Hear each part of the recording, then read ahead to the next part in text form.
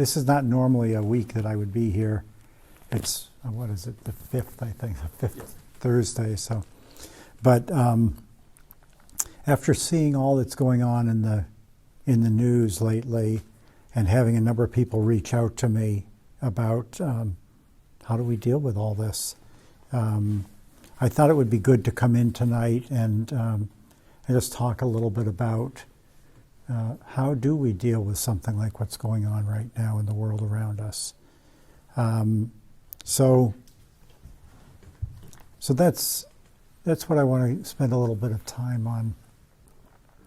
And I would ask you, as I do talk about these things, if you're able to not just listen. You know, the idea is not to just have another story in your head, but rather to look, if there's something I say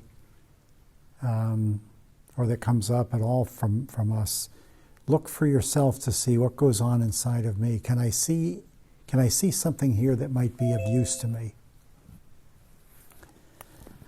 So as I was thinking about what to say about all this, a few things occurred to me. The first is that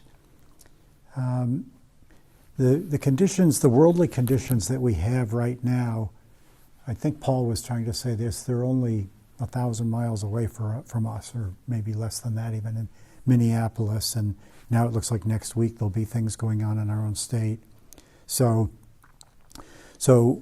it's as if in some ways things are becoming more personal for us. The atrocities of the world are going on all the time. They're just so far away from us that they feel safe. There's a poem by Mary Oliver called, I forget the name, it's like The Snow Belt or something like that. And in it she talks about there's a snow that falls and the kids are out playing in it. She says 2 counties north, people died from the storm. But here everything is fine, the kids are playing. And we the further away we get, she said, we ignore or don't come in close contact with those things that are further away from us. So the rest of the atrocities of the world, for the most part, most of them we're not even aware of. And then when we do, they're usually just a short news article or something, and then we move on. What's going on right now around us is more threatening to us. So we feel more fearful, more out of control. A lot of the heavy emotions that visit people during these times are accentuated and exacerbated by the proximity of what it is that's going on. And the other thing about these conditions for us when we read the news or talk with others around us, the other thing that happens is it feels so big. It feels so much bigger if you think about the moments right now that we're going through. Don't they feel bigger than, say, between Christmas and New Year's, or between Thanksgiving and Christmas? Can you even remember those days now? Or last September or last August, can you remember those days? It's like this just fills our whole world. Whatever's going on here fills our world. And in that filling of our world, there's a kind of demand that our mind puts on us to give it so much of our energy, to immerse ourselves in it. And that it's not helpful that the media is in our face all the time, whether it's television, the newspaper, online. A couple of people were talking about the radio. It's all around us all the time. So social media, it barrages us. And then we also bring it on ourselves by talking with others about it. If you think of the conversations you have about what's going on in our country right now, how many of them are fruitful conversations? And how many of them are trying to find, in a way, I mean, I think we're trying to find our tribe, right? We're trying to find a little bit of safety by being with others who feel similar to us. But the ways we talk to each other in those situations really feed the story. They aggravate things. They aggravate our sense of aversion, our sense of fear, our sense of foreboding that's on the horizon, and that leads to more and more dukkha. I was also thinking how this is not a one-time situation. Yes, what we're seeing right now with immigration and some of the things that are going on in our country today, perhaps that's one time, but if you think back a year ago, how did you feel a year ago during the inauguration? Or before that, the election? Didn't that feel the same way? This huge, huge thing on the horizon taking over your life? And if you go back that, what about the start of COVID? We don't even think about that so much anymore. And if you go back a few years before that, there's the 2008 financial crisis. Friends, these things are always happening. If we choose to deal with each one, we will always be dealing with them. Because I can pretty much guarantee you there will be another one when this one's over. And it will feel big, and in the moment it'll feel as big as this feels right now. It'll feel as big as the 2008 crisis or the pandemic or anything else. It's just the nature of our minds to do that. So we have two options. One is to hunker down and just bite our tongue and our way through it, just hold ourselves together to try to get through these things as they appear. And knowing surprisingly, we don't really seem to think it, but it's going to happen again. Something's going to happen again that will take you over. It's the way of the world. So do we let that happen to ourselves time after time after time after time? Or do we find a way to stop the very problem that's really going on? And so I want to talk about what's the problem that's really going on and look at ways how do we go to address that. The problem that's really going on is not the situation in our country. It's our relationship to it. I'm not saying that there's not serious problems in our country. I'm not saying there's not injustices that are being done, that there are people are being hurt, that there are situations that are out of control that need to be addressed. I'm not saying that at all. But what we're dealing with, each individually ourselves, is what we're doing inside of ourselves. We are really not dealing with that outside world. If we were, and it was because of injustices being done, would we not all be distraught all the time about what's going on in Haiti? I heard today on the radio about, I think 85% of Port-au-Prince is controlled by gangs right now. And the crimes and atrocities that are happening, particularly to women in Port-au-Prince right now, they're just heartbreakingly horrendous. And yet, we're not thinking about those. So it's not the situation. That's not the problem. It's what we're doing with it. And it's not even what we're doing with the situation, it's what we're doing with our relationship to the situation. So when you hear something on the news that causes you to become fearful or angry, frustrated, feel like you're out of control, if you think what's going on there, there's two layers to it. The first is the content itself, the thing that feels like it's the problem, the world situation, whatever it is. And then there's our reaction to that world situation. And I'm not talking about what we think about the situation, I'm talking about how we're processing it internally. So the difference between the storyline, the content of the world situation, and our reaction to it. And our reaction to it is surprisingly similar to all of these different things. You know, it's hard to remember now, but if you think back to the beginning of the pandemic, if I didn't tell you what major catastrophe was on the horizon, I don't know if you'd be able to tell which one you're reacting to. Because we react the same way. We have these fearful mind states, these afflictive kinds of emotions that arise for us, strong forms of aversion. We resist that aversion and we suffer. That's the very nature of dukkha. So this flow, this bubbling up of the dukkha that's coming out of these things causes us to to be distorted in the world around us and what's going on, and to try to solve it by going back to the content, to the story, trying to solve it in the story. And we see that in a lot of cases with things like, not all protests, but a lot of protests, especially when they turn violent, clashing between law enforcement and people. I mean, people are angry, they're frustrated, they feel the injustice. But the nature of where they're coming from, a lot of times it looks like between the signs you read, and in some cases, and the way you see people treat other humans in other cases, they're coming from anger and frustration and fear.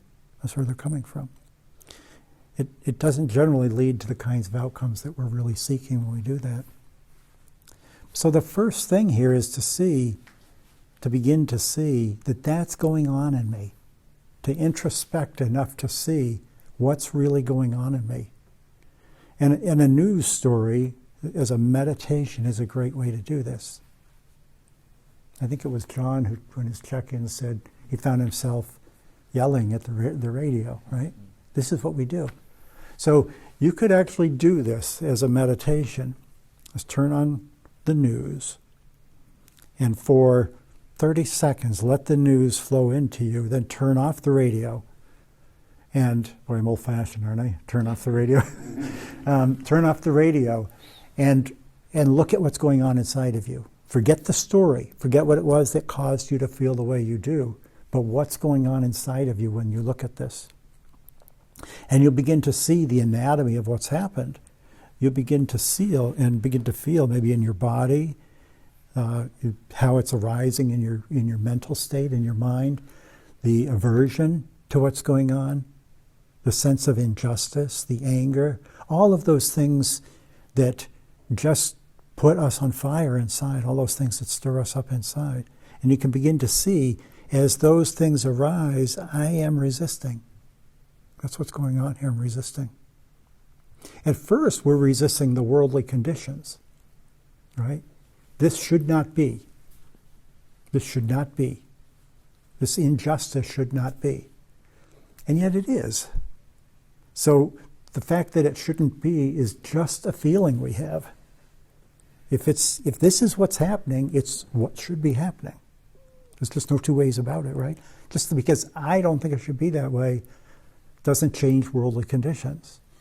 And that discrepancy between what I think it should be and what it is, the bigger I feel that gap, the more dukkha I'm going to suffer. We suffer dukkha when the world is not to our liking. That's the very essence of what dukkha is, when the world is not to our liking. And we have two options. We can either try to make the world be to our liking. Good luck with that one. Right? That's what we've tried our whole lives. That's what every advertisement is trying to sell you. Everybody who wants you to buy or be or do something else is trying to sell you, make the world your way, make it fit your model. Or we can say, how can I learn to begin to open to the way things are? I've used the word acceptance in the past for accepting things the way they are. The problem with the word acceptance is there's an undertone of approval with it. If I accept something, there's kind of this undertone that I'm approving of it. And that's not the case. So I think a better word for it is to confront the situation, to come face to face with the way things are. And face to face with the way things are means to not have our distortion of it interposed between our ability to see something, to be attentive to it, and what the world is looking like out here. And our distortion of it, again, is because of the stories we're telling ourselves about it. When I have a situation out here and I tell myself it should not be that way, from a judgmental perspective, when I do that and I'm frustrated, angry, and fearful about it, it is distorted. It's not an accurate view of what's going on in the world. So to be able to see for just a moment, this is what's happening. These emotions are arising within me, and it's my reaction to them. that's what's causing me, first of all, to suffer, and then secondly, it's what's causing the distortion in the way things appear to me. As we begin to do that, we come closer to being able to confront whatever the situation is in the moment. And that's the first step to being able to be at peace or make change in the world, is to confront the truth, confront what's actually going on. Not to like it, not to approve of it, not to settle for it, nothing like that, but to be able to just see this is what's true in this moment. And even just seeing that little thing in and of itself, that this is what's true in this moment, there's a kind of a peace in that. Because in the moment you're seeing this is the way things are, you're actually not suffering in that moment. You could try this for yourself to see if it's true for you. When I'm just looking and seeing this is the way things are, I'm mindful, I'm present. You cannot be present and suffering at the same time. They don't go together. And part of that is because, by its very definition, this idea of suffering or dukkha is to not be clearly seeing what's going on. So the Buddha talked about that, is when we're deluded, when our view of the world is not clear, when we're not seeing things clearly, that's the foundation of dukkha. So for the very moment that we're able to see this is what is in front of me, this is what the world is like in this moment, there's a bit of peace that comes in that. So the very first thing we can do then is to recognize that that's true for ourselves and savor those moments when you're able to see them. They're short, right? They're very short. But they're to be savored because they're moments of freedom, they're moments of peace. And it's in experiencing the peace, experiencing those moments of freedom, that we learn what that feeling is like, and then how do we find that in our lives more? If we're not aware of what that feeling is like, how ever do you go after it? So when we begin to say, this is the way the worldly conditions are in this moment, and I can open to just exactly what they are, then the next step is to reflect on the peace that we feel from that. Again, we're moving out of the storyline, right? Not the situation that needs to be addressed in the world, but the what's going on in me. And in that moment, as I begin to feel the peace of that, I actually become stronger. I become more capable of meeting the world in a caring and loving way. Why? Because I'm not thrashing about. I'm not thrashing about. When I'm coming from my anger, my frustration, my fear, I'm thrashing about. So to be able to come from a place of clear seeing empowers us to be able to touch the world in a more skillful way. It doesn't say anything about how that might be, right? That depends on the individual. You may still find you're in a protest. There's nothing wrong with being in a protest. But you're coming at it from a different place in yourself. You're coming at it in a place for seeing an injustice in the world, and here's an action I can take to help touch that injustice. Very different than coming at it from the anger that we feel, because the anger is not really about trying to fix the problems in the world. It's about trying to make our own sense of dissatisfaction go away. And that's why there's the urgency. If you look at what goes on in ourselves when we're coming from aversion or greed, there's an urgency to it. This has to happen right now. It's got to happen right now. And as we feel that urgency to it, that's a marker. This may be coming from my greed or my aversion, and not from clear seeing. Clear seeing is calmer. It's being able to stay open to what is being asked of me in this moment. What is the universe asking of me with what I'm seeing here? And then listening. It's listening to what the world is asking. The world is pretty good at telling us what we need to do, what we're capable of doing, if we're listening. There's a quote that I forget the woman who said it. She said it about opportunity, but I think it's also true here. She said, "Opportunity is very polite. It knocks gently, and if you don't answer the door, it goes away. So I think that's what's true here with this idea of being able to touch the world from a place of peace. To be able to put ourselves in that position and then listen, the world, the universe will tell us, this is the situation, here's what you can do, here's opportunities for you. But it's also not insistent. So if you're not there when it's speaking, it'll go away. So it's another reason for us to try to be more connected and really to try to listen. And it doesn't mean we don't plan things, but the very nature of the planning is coming from this place of clear seeing. What leads to what? This is what the situation is.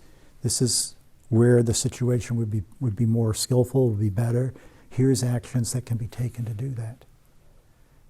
So being able to do that is a tall order when we're consumed constantly by what's going on in the news around us. So one of the first things we can do is limit how much of the news we actually take in. How much time do we actually spend listening, reading, or watching the news? And one of the questions that's good to ask is to what end am I doing it? Why am I listening to news right now? Often I hear people say, well, I need to be informed. And my question is why? All right? Why do you need to be informed? What's going to happen? Regardless of what you hear on the radio right now, what are you going to do next? Well, I'm going to go have lunch. So it doesn't matter what happened on the news. I'm still going to have lunch. Now, if you tell me no, if there's I'm getting in my car and I'm getting ready to go down to Springfield to take part in a demonstration, that's fine then. That's a good reason to have listened to the news. Very few of us are doing that when we listen to the news. Very few. Most of us are simply going to move on. But there's, again, this feeling of urgency that we have to listen to the news.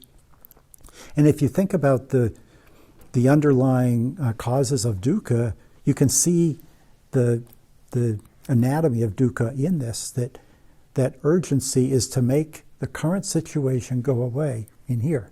Make me feel better. Make me feel better. And there's a kind of a making me feel better, even if it's bad news, isn't there? I mean, it's that, that idea of people slowing down to look at an accident. We get something out of that. So even with the bad news, we're extracting something from that. But it's something for the self. It's something for the ego. It's something to try to quiet the aversion and the resistance to the aversion that's going on within us. So it's just feeding that cycle of dukkha. So cutting back on the news is one of the primary things we can do. And, maybe once a day, once every few days, unless you feel there's something that you really have to be aware of. I mean, the news cycles that we have right now, there's hot headlines every 10 minutes or so. Do we really need that? So that's very constructive work we can do. And in the process of doing that, what we're doing is we're firming up our own world. We're creating a safe space for us to live within that's not invaded and therefore controlled by the feelings we get by whatever's impinging on us. The second thing we can do is to be careful of our speech. Be careful of the language that we use with those around us. A lot of times what will happen is we often surround ourselves with like-minded people.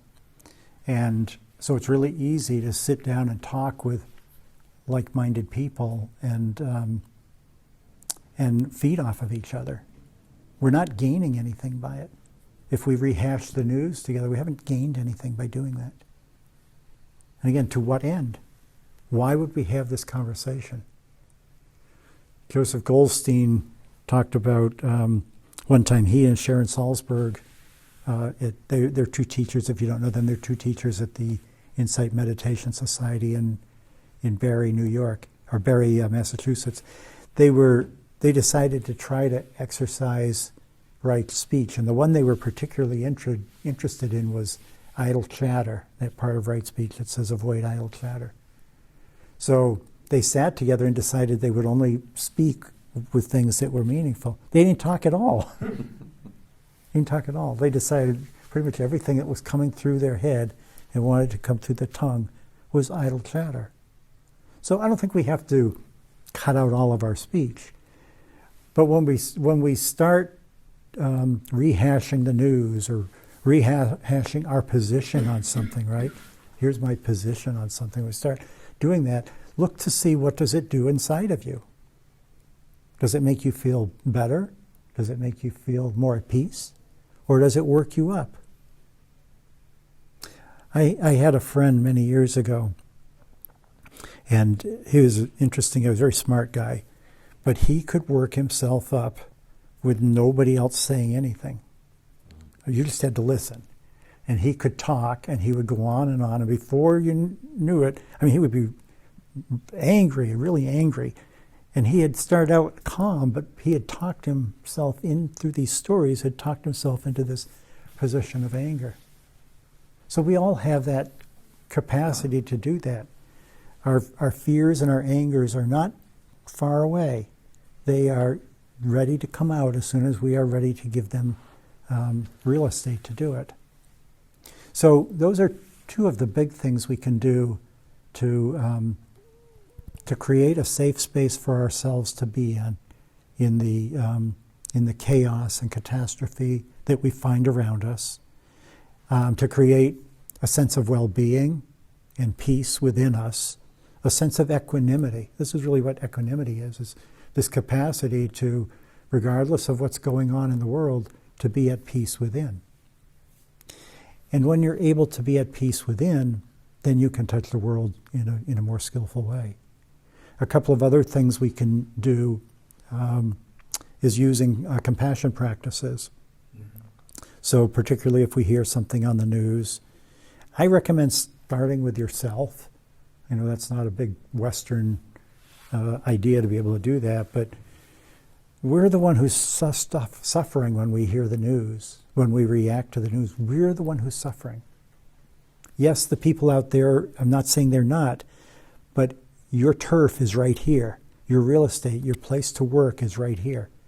So to begin by doing metta for yourself, loving kindness for yourself, it's like as a salve to calm yourself down. You might even say, I'm safe in this moment.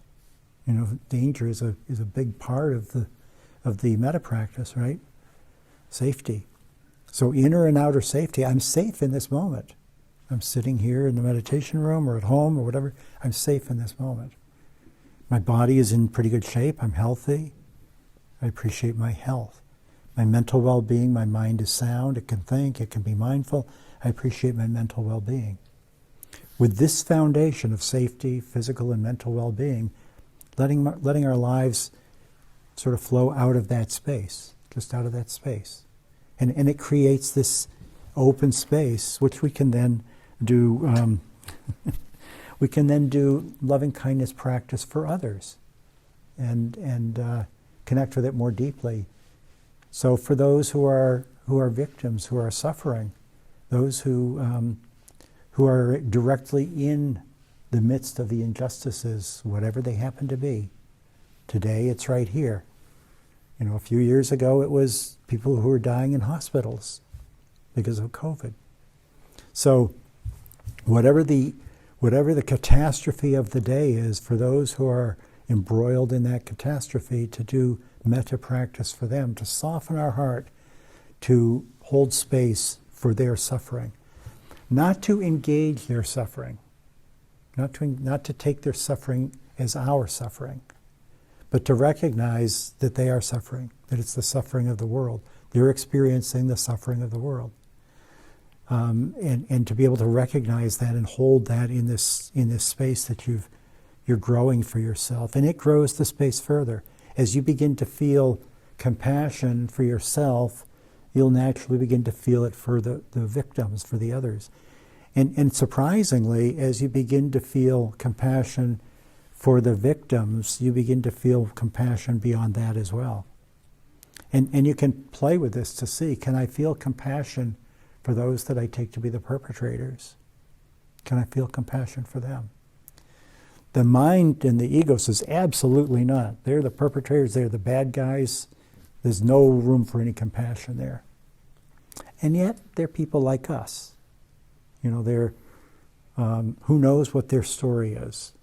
Yes, there's probably some really bad people doing some things, but most people in those situations are not. I mean, there are people who needed a job. In some cases, I read they were getting $50,000 bonuses to sign up to work for ICE. I mean, that's pretty hard for a young person to say, I'm not going to do that. Who knows how many of those people in Minneapolis got into a situation, ICE people got into a situation where they didn't expect to be fighting with Americans, you know? It reminds me of after the January 6th situation, hearing some interviews with people who had been there. And I remember this one guy who it broke my heart. He was crying, and he had been one of the people trying to break into the Capitol. He said, I don't know what happened to me. He said, I've ruined my life, I've ruined my family's life. I don't know why I did that or what happened. But he was suffering too. Just like everybody else is suffering. We're in this together. And so if we're able to have that sense of, yeah, we're kind of all in this together, I don't agree with what you're doing. I do not condone what you're doing. I don't approve of what you're doing. But I see that, like me, like these others, you too suffer. And I wish well for you. I wish that you don't suffer. I wish that you could be healthy, happy, peaceful, strong. I wish that for you. I have no idea with metta if it goes out into the world or not. That's beyond my ability to do anything with. But I do know that for myself, the fewer restrictions I have on who I can do metta for, the more at peace I am. When I have restrictions on anyone, anywhere, that I can't do metta for, the whole thing is much smaller. The open space, the sense of connectivity, that we have a unity to us, requires that we make room for everyone in that unity. And to the extent that we're able to do that, the freer we'll be, the more open we'll be. And it takes time. You know, I remember doing this after